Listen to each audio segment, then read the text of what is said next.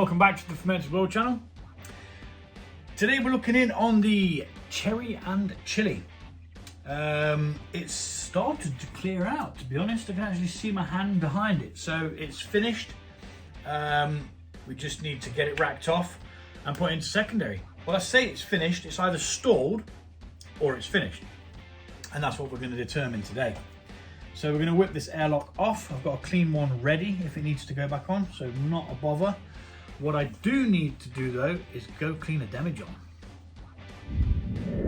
Okay, so that's demijohn quickly washed out.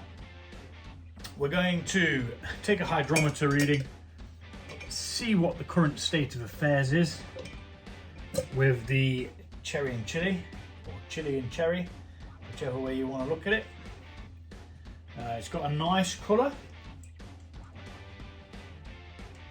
It's quite a pale kind of cherry colour. It looks a bit darker in the demijohn because obviously the demijohn's thicker. Ooh, we have definitely fermented it out. A bit more just to make sure that we've got enough to measure it. The reason why it stopped is because there's no sugar left. It is as dry as they come. So I'm going to have a little taste of this, even though I shouldn't because I'm on painkillers at the moment, as mentioned in a previous video. But if you haven't seen that, basically I cracked a rib on my birthday. Mate gave me a bear hug and went, I was like, oh. But until the alcohol wore off, I didn't know anything.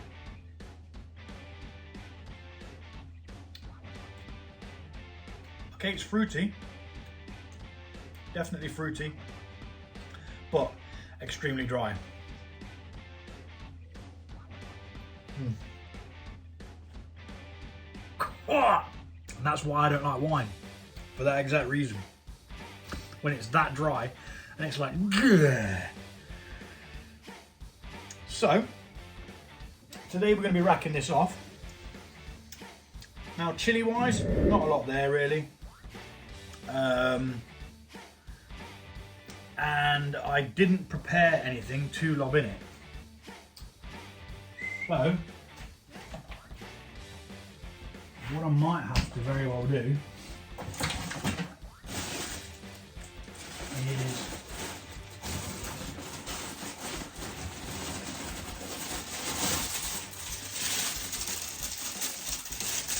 because that had a load of cayenne in it, cayenne peppers. And I don't have any cayenne. I've got some frozen normal chilies. I don't think it tells you the type of chili it is. No, it says red chilies. The grower was Salvador Genoves. And these have got a medium heat. So I'm going to have to heat one of these up in the microwave. Or defrost one of them in the microwave, I mean. I'm going to go for the biggest one I can find. Yeah, that looks about right. The ones I did put in were really, really small. They haven't really given it much punch, so. There was an idea of putting a scotch bonnet in. And I'm going to put a scotch bonnet in.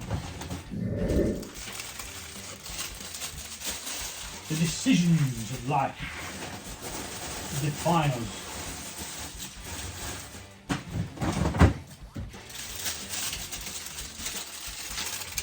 Let's go for that little bad boy there, look. That's going to be going in here. I'm going to put it in two, I think, or three. No, I'm going to put it in three because it goes into three pieces. And we'll just leave that in there with some dried cherries and some honey. I'm going to put some stoppers in as well. I'm just going to quickly pop this in the microwave to defrost. So while that's doing its thing, we're going to do our thing. We're going to get some stoppers added to this because it's definitely finished with whatever it's doing there. Oh my gosh. Nearly knocked a box of locusts off. That would have been messy. Definitely not on the top of my to-do list. So we're going to put some potassium sorbet in there.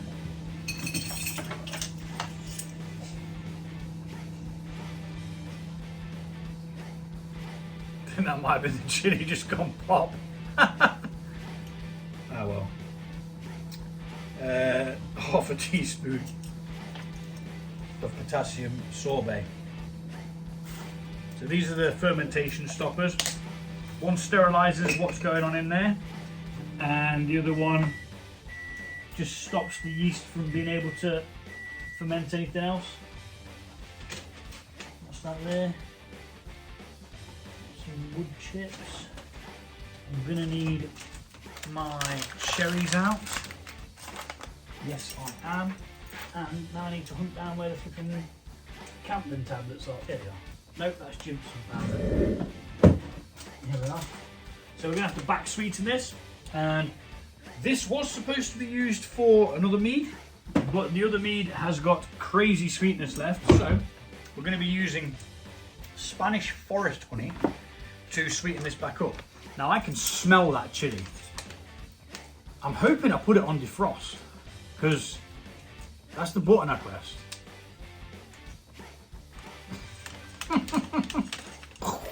Wants there be no chili left and it's all just splattered everywhere. Right, I need a crushed up campden tablet now. So let's get the pestle and mortar out.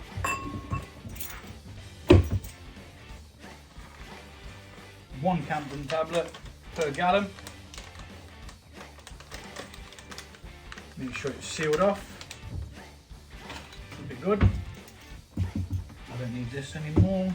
I mean, Scotch bonnets are very, very hot.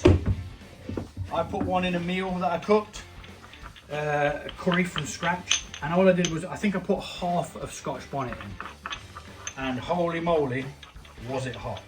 But this is a 4 litre batch. The batch of the thing that I did was probably, maybe a litre. If you put it into liquid form, it'd probably be a litre or 2. Maybe. Who knows? We'll soon find out whether one Scotch bonnet's too much, won't we? And I'll make the mistake so you don't have to. Right, let's get this wrapped off, and after I'll go check on the chili. Make sure he's alright. I'm gonna speed this bit up.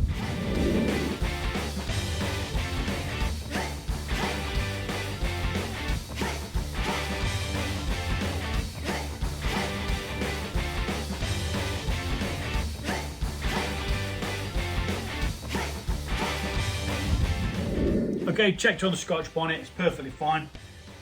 If you don't want it to be as hot, get yourself some cayenne peppers from elsewhere to put in it again, or add more at the beginning, because the amount that I put in, they were homegrown, so I didn't really have any control over like a heating source or something like that. Now this is pretty much cooked this. It's gone very, very baggy. I've got a right snotty nose, I do apologise. So we're gonna put gloves on, that's what I recommend. I'm gonna get rid of this out of my way, because I don't need that. And we said we were gonna cut this 3 ways. I'm gonna do it once there, and once there. Just because I think that's enough to get a good enough amount of heat out of this. Like I say, these are bloody hot. And if you looked in the last video, I did mention using these, as this is what I've got, but it's all down to taste. You know, this might even be too hot for me. I don't know. I've not tried it before. This is the first time I've brewed this mead. So it's, I'm flying blind. But I do know one thing, wear gloves. Always wear gloves. Right, let's get the clean damage on. Ta-da! Here's one I cleaned earlier. Right, I'm not going to be touching that chili again, so these can come off. Discard them. Move the chili out of my way. So we're going to be adding now the honey to this. Again, this was the Tesco's Finest Spanish Forest honey. It's really, really rich. It's gorgeous. It tastes rather unique as well. Ooh, nearly lost a bit We're going to need a small bit of hot water, so I'm going to boil the kettle just to rinse the last bit out. Just a titchy bit of water at the end. Now you could heat this. If you put this in some hot water, it'd run out like water. It really would. But I haven't got time for that, so it's going in like this, which obviously increases the volume. And then when we put the dried cherries in as well, to bring back that natural cherry flavour, it should be nice and sweet with the mixture of both. Now the reason why I use the other cherries in there is I think it gives it a lot of colour as well as a bit of flavour. I mean, not a lot of flavour because it's obviously there's no sugar left in them. They're all been fermented. And I mean, just look at that. It's like, it's an amazing colour. It's really, really dark. Got a fabulous taste to it. I've used a couple of different types of honey, but this was probably the second most expensive. The first most expensive one was buckwheat honey. Now that is expensive. I can't remember where I got it from, but the last time I've seen it, it was imported from Poland. Now I do genuinely want to get some more because it was just gorgeous. And I made something called a Trożniak, which is a Polish method of brewing mead, which somebody called Home Meadery on Instagram got me interested in, and I thought, you know what, I'll give it a go. And I did, and it was bloody gorgeous with the buckwheat honey. So Trożniak stands for 3. Troż means 3, I believe, and which stands to reason because of tri, T-R-I, in the Trinity. And then what you do is you use 2 parts honey to 1 part water or something like that, and it made a lovely, lovely beverage. It did, but it was expensive to make, and because it was raw buckwheat honey, it had a lot of what am I going to call it?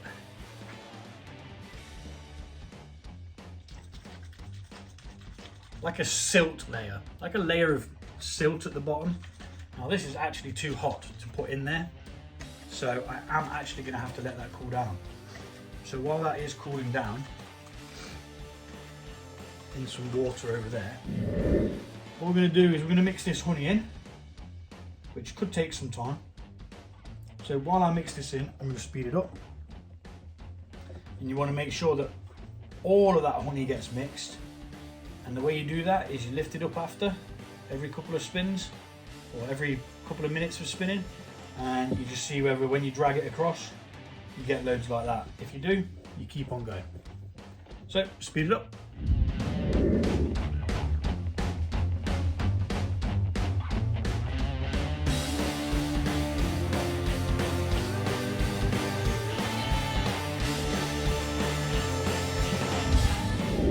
So we've got our stoppers in, we've added the honey and mixed it in. All that's left to do now is add this bit of honey that was left with the tiny bit of water that we had put into there with it, which of course we made cool down. Now there is still some residue in there which is annoying me. But you've got to be careful not to be beating oxygen into this. So when I was stirring the honey in, I was being very, very careful not to get any oxygen into it, because oxygen in your brew is bad. Although this is going to be quite high, I expect 15 to 18%. I'm just going to give that a little swizzle with the amount of honey that was in there to the amount of sugar that was fermented, because we had nothing left, if you remember. So let's give that a quick stir, just to make sure that all of that honey that we've just added is evenly dispersed before we take another hydrometer reading.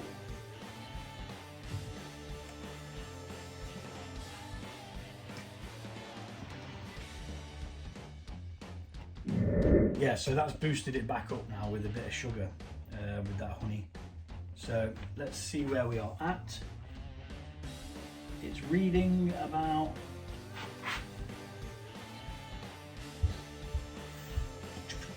14, so I need to make a note of that because I don't have my booklet with me and I really do need to know that. So 1.014. Now that's not all that sweet, but once we put in the dried cherries, they will sort of boost that with flavour, a lot of flavour, and also give us the. Ooh, no, we don't want you down there. I'm gonna have to sterilise that again now. I'll be back. Yeah, unfortunately, it touched the back of the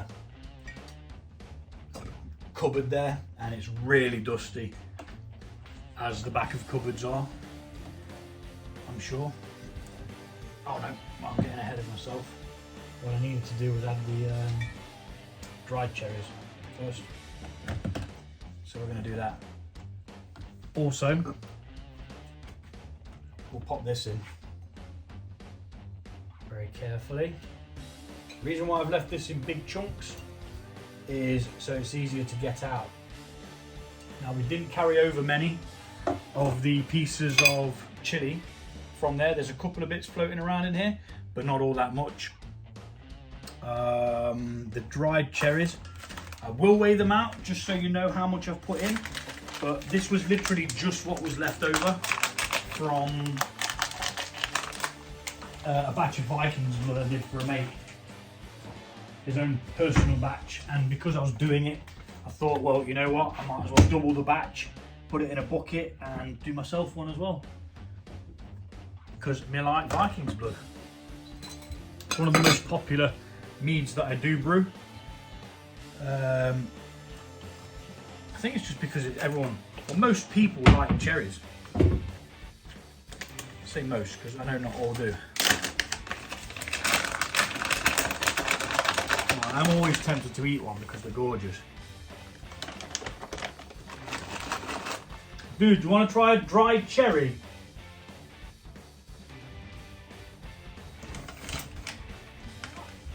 A dried cherry. It's like a sweetmeat. Imagine a raisin, but it's like sour. Sure? Last chance because they're going in the mead. There you go. Just like a raisin. Just think of it as a raisin, but it's very tiny, mate. But also very fruity.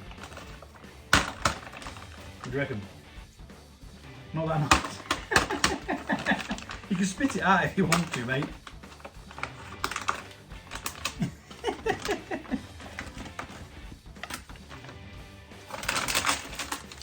Right then, so we have got 96.7 grams of dried cherries. So what we're going to say is we've got 100. So when you come to do this, put 100 in. It's always good to have a round figure because you remember it easier. And they do come in random quantities as well. This came in at 284 grams. Now, I don't normally sing praises of brands and things like that unless it's where I buy brewing stuff from, but these were really, really good. Amazon, I think they're about £8. So yeah, go and have a look. Now, somebody the other day mentioned that you shouldn't use your hands as a funnel, and I'm like, well, you know, my hands have been washed with soap and then dipped in the sanitizer, taking all the equipment out. So it's perfectly sound. If anything, this cup's more of a worry because this wasn't sanitized. This was just taken out of the cupboard a second ago because I wasn't thinking. Right, so we've got the extra chili, 1 scotch bonnet, 100 grams of dried cherries, and now we're going to rack this into there with the stoppers in. They'll all infuse together, give it some absolutely banging flavour. And then that's the video done for today. We just wait then. And then it is just a waiting game. And I've just fired it all up my curtains. Luckily, it's not as dark as it will be, because it will get a lot darker when the colour from the other cherries comes out. Oh, there's another one. Drop one. Really nice. Organic as well, apparently. Gluten-free, no added sugar, additive-free, raw food, GMO-free, and vegan. No oil added. That's another big thing as well. Now, I didn't realise, but they add sunflower oil to raisins and things like that. Maybe it's some sort of preservative, but this doesn't have it. Anywho, let's speed this up.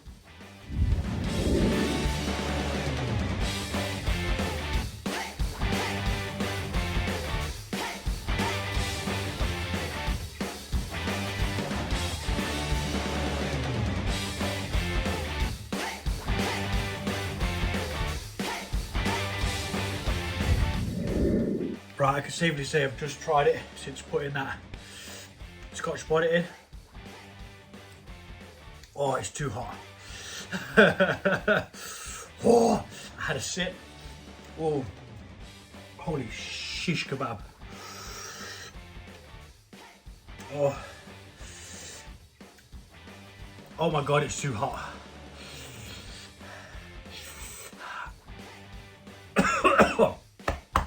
I like spicy food, but woo, I'm going to have to fish them out. Don't use a Scotch bonnet. Lesson learned. Oh. Oh. Oh my gosh. Oh my giddy gosh. I need water, but I just need to do this as well. Oh my God.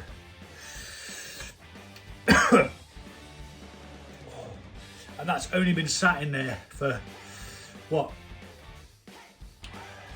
5 or 10 minutes? Not even that. Jesus.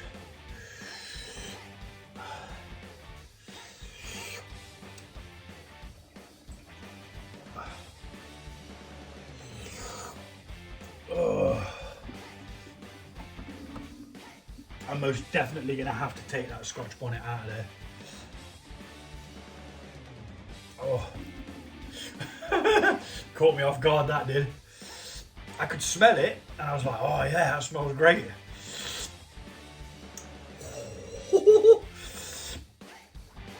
I'm not even stupid enough to leave it in there because it's only going to get worse. It needs to be removed. Pronto. But then again, I tried it from there. I didn't even try it from there. Didn't I?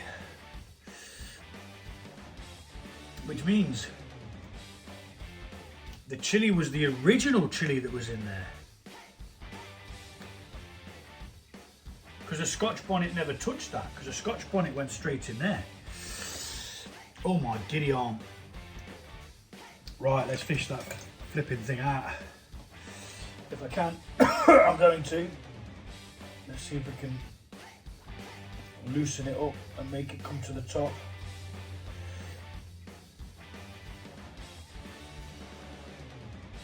It's not looking good, guys.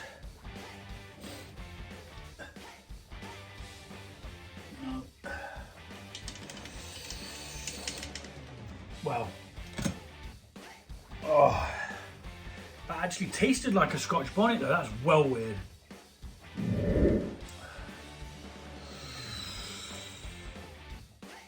Wow. That's just the cayenne peppers.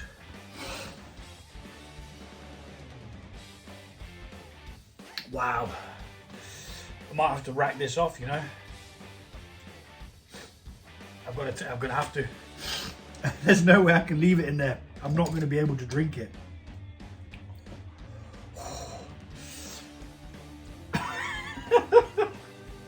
Oh my giddy on. Well, you heard it here first. You don't need that as well, just use the cayenne. Bloody hell. Oh, this is a lot of farting around, but oh, I'm going to quickly go back and watch the video that I've just recorded to see whether I did take it from here and not there, because I'm sure I put the peppers straight into there, which means this is the peppers from the other one, which means it was all sat at the bottom, chilling, resting. The flavour had obviously, it all sank down to the bottom while the flavour was releasing, so that bottom bit was where the heat was. Once it got mixed up is where the top part got a kick as well. Oh, it's made my nose run and everything. Oh, that caught me off guard. Yes, it definitely was from there. So it's hot enough. We do not need the scotch bonnet either. So I'm gonna have to find something to cook that with now, because I'm not wasting it, because they're lovely peppers. But it really does not need that extra heat. The cayenne's enough. Maybe too much with the cayenne, to be fair, because it really did cause a bit of pain there. But what we're going to do is try and fish these out somehow, and then rack it back in onto those cherries, because the dry cherries are staying in there. They're part of it. But those we don't need it any hotter, basically. So simple as they're going to come out. If I can get them out. This could be problematic. Right, so I need to try and figure out a way of getting them out, but I will get them out one way or another. Until then, I'll be back.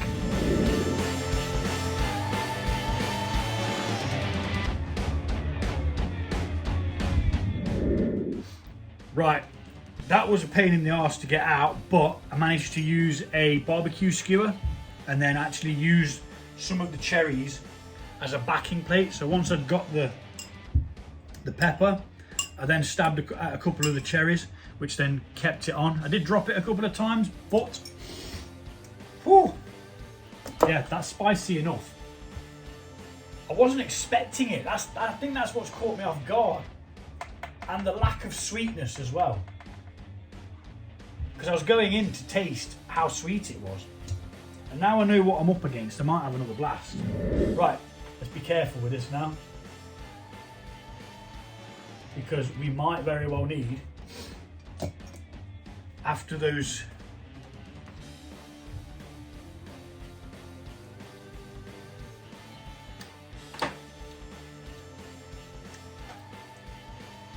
what?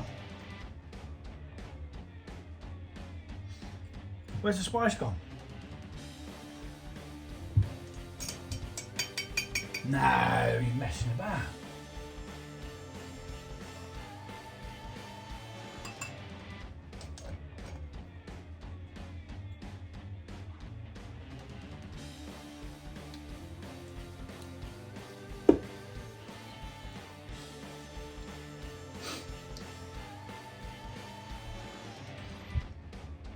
What on earth? What on earth?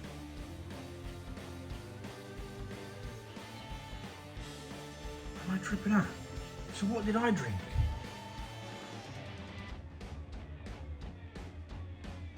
I know what I did. Oh, what a ninny. Thick as two short planks. I used one of these glasses to defrost it in. I drank out of the glass that I flipping defrosted this in. Didn't I? What a bloody fool. Because that's got no heat to it. So after all that, it was a bloody waste of time anyway. But as I say in my bio, I am an enthusiast amateur.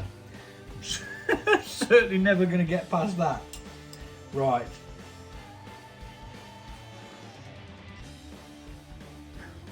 We've got one in. I'm not sure I dare put them all in.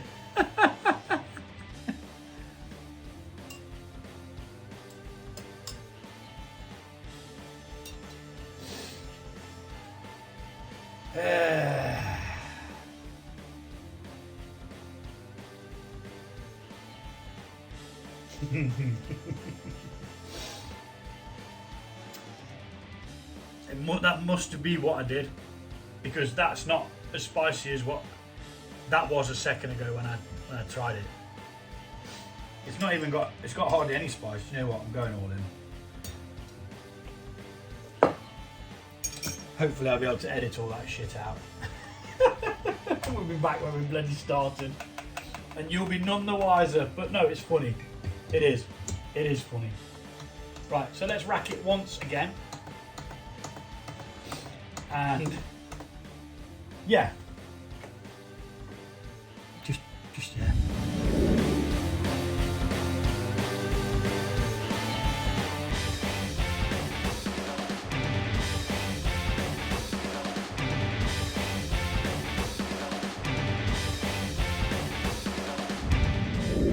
So after much kerfuffle, we've finally got it sorted. It's not as spicy as I first anticipated. And that is pretty much it for this one. We're going to come back, we'll check it. If the heat is too intense, when we do get to it, we will add more honey, which will offset the spice. We're going to lose a small bit of the beverage anyway to the cherries. There was about 4.5 litres all in all after the honey and that had gone in. Yeah, that was funny. At least we managed to figure out what was going on. And I'm going to leave it in anyway because it was funny, and you'll know not to make the same mistake. This is going to sit now for about 2 to 3 weeks minimum, while it all just infuses and releases that lovely cherry flavour. And once we come back to it, we'll see what we're going to do and see what we've got. Take it easy, and I'll see you all soon.